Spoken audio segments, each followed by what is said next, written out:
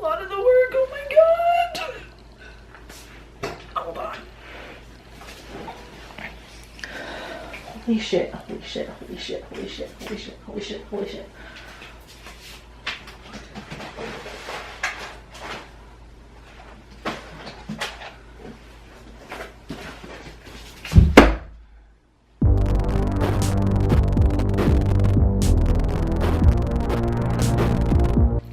Hey there, creepy peeps, and welcome to another Exhumed movie review. Today we are talking about The Terror. Really quick though, before I get into that, I want to say thank you to my creepy patron peeps for your support of my channel. Thank you so much. If you want to find out the perks to being a creepy patron peep, you can follow that link in the description. Directed by Roger Corman and starring Boris Karloff, Jack Nicholson, and Sandra Knight, The Terror follows Lieutenant Andre Duvalier, who has accidentally separated from his regiment and stumbles across a young woman who he asks for directions.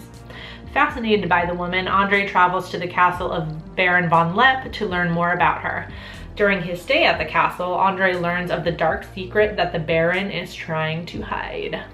Okay, so apparently in the making of this movie, Roger Corman decided to take advantage of the set pieces left over from The Raven, and that's, you know, why this movie was made. Literally was just taking advantage of like the set still being there, so he made another movie on it. A lot of the filming was done while the set was being taken down around like the outside of the frame. This was such a just like crazy hodgepodge job that Corman couldn't even direct the entire thing himself because of some union mumbo jumbo.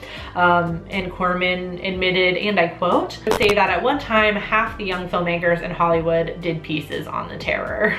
Which is crazy, and I think is important to know going into watching this movie because it makes a whole lot of other things make sense. So let's get into what I liked about The Terror. What I liked about it. I like the setting of the movie, which makes sense now knowing it was recycled from an Edgar Allan Poe adaptation that Roger Corman did, which I am a huge fan of. Also fun to see young Jack Nicholson in this. Honestly, he looked like a fetus in this movie. Like he just like, who even is that? He looks so young. I also watched this movie as part of Elvira's Movie Macabre. At first I couldn't find it, and then I found out it was on Amazon after I watched it. But it was part of my, you can't see it, but it's right underneath the ghost face. I have the little like coffin collection thing of Elvira, for Elvira, whatever. And The Terror is in there, so I watched technically Elvira. So it was fun to hear her rip this movie a new one because it made the movie more enjoyable. Otherwise, I would have barely paid attention, which leads me to what I didn't like about The Terror. I'm so sorry, Boris, but what is going on with this lisp? Yes. Your name, Duvalier, your family. No. The holy covenants of God forbid it. I'm sorry, I love Jack Nicholson as much as the next person, but let's just say that sometimes experience is a great teacher when it comes to acting. You can definitely tell that this wasn't his first movie, but it was, you know, definitely in the early stages of his acting career, I feel like, and you can tell. There's particularly a bit at the end when, sorry, Helene, spoiler alert, decomposes in front of him, and the way he reacts is less like he's watching somebody that he loves die, more like he accidentally stepped in some dog shit or something.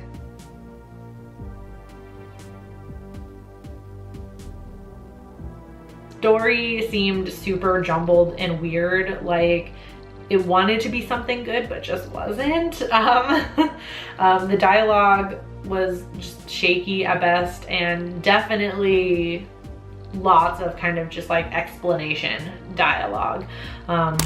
And I read that some of the scenes didn't make sense. So Corman literally wrote in scenes where Jack Nicholson and Dick Miller, who plays Stefan, the butler, have a conversation to explain the plot. Like, cringe.